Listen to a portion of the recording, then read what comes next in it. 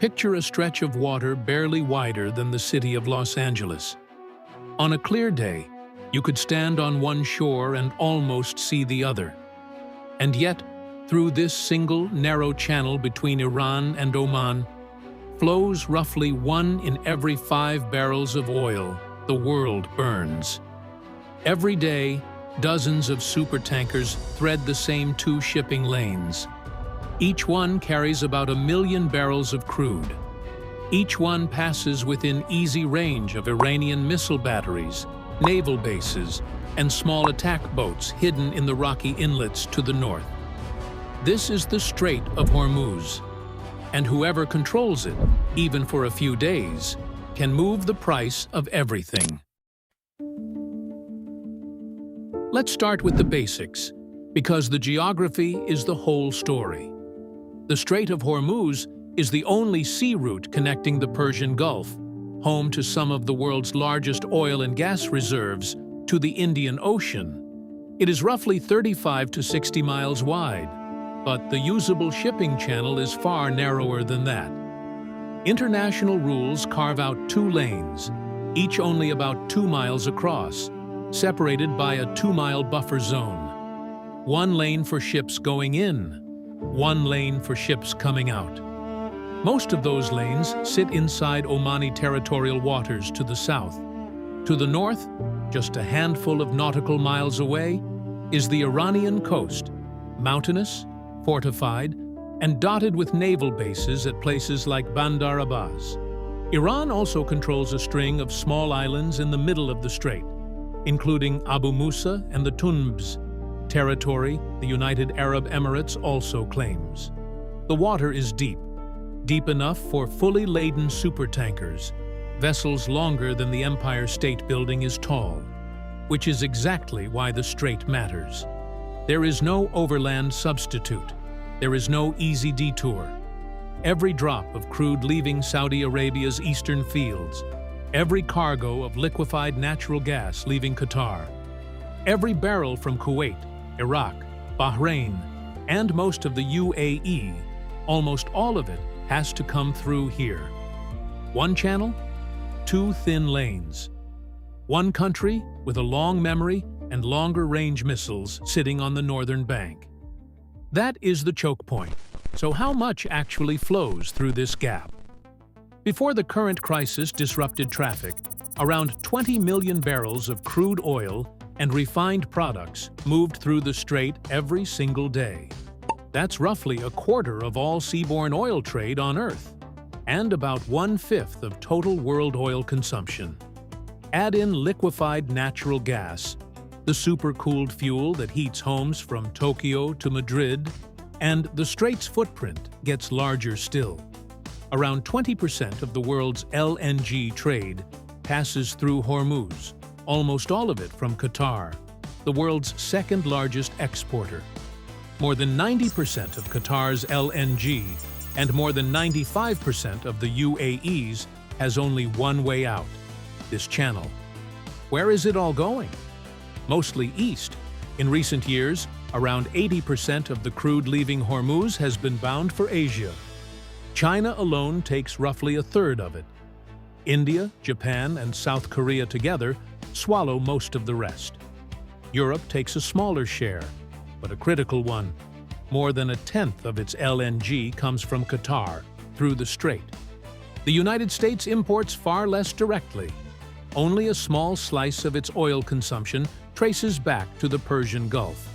But here is the catch, and it is the catch that makes Hormuz everyone's problem. Oil is a global commodity. It has one price. When supply tightens in the Gulf, the cost of gasoline rises in Houston, the same as in Hamburg. Geography is local. The market is not. If the strait is so important, why is it so unstable? The short answer is that geography handed Iran an enormous lever, and Iran has spent 4 decades reminding the world that it knows how to pull it. Rewind to the 1980s. During the Iran-Iraq War, both sides began attacking oil tankers, even neutral ones, in what became known as the Tanker War. Mines drifted in the shipping lanes. Speedboats raced out from the Iranian coast. By 1987, Washington was reflagging Kuwaiti tankers and sending the U.S. Navy in to escort them through. In 1988, an American frigate hit an Iranian mine. The U.S. response, Operation Praying Mantis, wiped out a significant portion of Iran's surface navy in a single afternoon. That same year, in the chaos of the strait, an American warship mistook an Iranian civilian airliner for a fighter jet and shot it down. 290 people died. The wound has never healed. Since then, the pattern has repeated. Sanctions tighten. Iran threatens closure. A tanker is seized. A drone is shot down. A nuclear deal is signed, then abandoned, then renegotiated. Each cycle is different in detail, but the underlying logic is always the same. Iran cannot match the United States plane for plane or ship for ship, but it does not have to. It only has to make insurance unaffordable. It only has to make captains afraid to sail. And in 2026, that long-simmering threat became something the world had not seen before. In late February of 2026, after the failure of nuclear talks in Geneva and an earlier round of fighting the previous year, the United States and Israel launched an air campaign against Iran. In the days that followed, Iran's Revolutionary Guard began broadcasting warnings on marine radio. Passage through the strait was, in their words, no longer permitted. Then they began enforcing it. Mines were laid in the shipping channels. Drones struck tankers at anchor. A bulk carrier ran aground on Keshem Island. Within days, war risk insurance, the policies that make global shipping possible, was effectively unavailable for the strait. Tanker traffic collapsed by more than 90%. More than 100 container ships found themselves trapped inside the Persian Gulf, unable to leave. Brent crude, the global benchmark, surged past $100 a barrel. Diesel followed, then fertilizer, because the Persian Gulf is also a major hub for the urea and ammonia that feed the world's farms. 6 oil-producing countries, Saudi Arabia, Iraq, Kuwait, the UAE, Qatar, and Bahrain, began shutting in production because their storage tanks had nowhere to drain to. By April, those shut-ins were running at more than 9 million barrels a day.